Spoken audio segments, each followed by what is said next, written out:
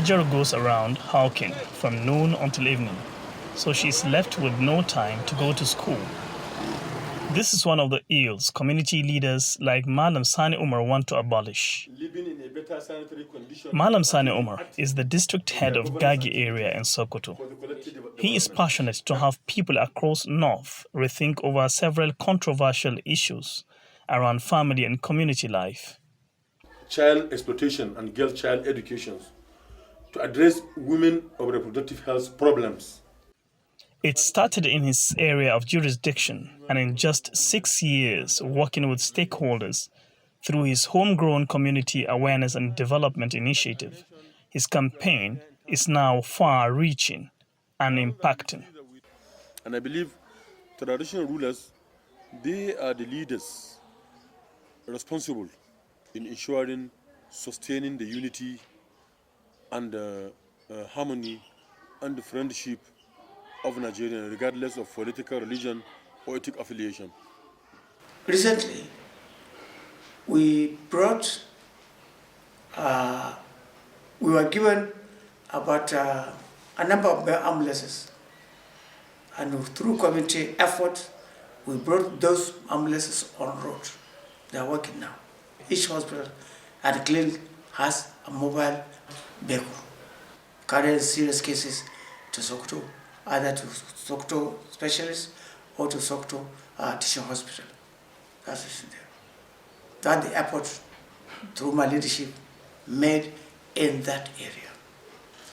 This is how passionate traditional rulers from top down the hierarchy of the Sokoto Sultanate are making efforts to checkmate all sorts of ills in our society and safeguard values. In the case of the Sultan, he was a brigade commander, he was a general in the army, he rose up to be a brigadier general in the army. So he knows the means and ways to avoid war. That's why he, as Sultan Saad, always preaches peace. The same thing with Oba of Lagos. Oba of Lagos served in Kebbi State here as Commissioner of Police. As Commissioner of Police, Oba Rilwan of Akiolu of Lagos. So he knows the essence of peace. He knows why war is not a good thing. Any form of crisis, any form of riot, any form of tarzoma is not a good thing. So when you have such people, you're more guaranteed. When you combine that with the knowledge of their society, the tradition of each family that are bidding for each of those seats, you will understand why their roles are inevitable and necessary and indisputable. At a point in time, native authorities were abolished and the constitutional clauses reduced their roles to merely advisory, but the society still expects so much of them. Every organization, every institution established by the Constitution, its function is limited. Not only tradition. But I agree with you that the work or the role given by the Constitution to traditional is not enough. It's not enough at all. Traditional rulers are supposed to perform roles given by the Constitution. But unfortunately, it was not.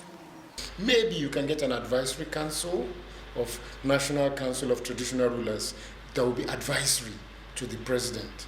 That's all. Because the moment you get them to be politicized and people start searching for those offices, the moment you make it that attractive, politicians will begin to fight to become Sultan, fight to become Oba of Lagos, fight to control that seat. In that process, they will destroy the institution. Their written roles are limited by the law, but in the unwritten, they play such roles the society cannot afford to cut off.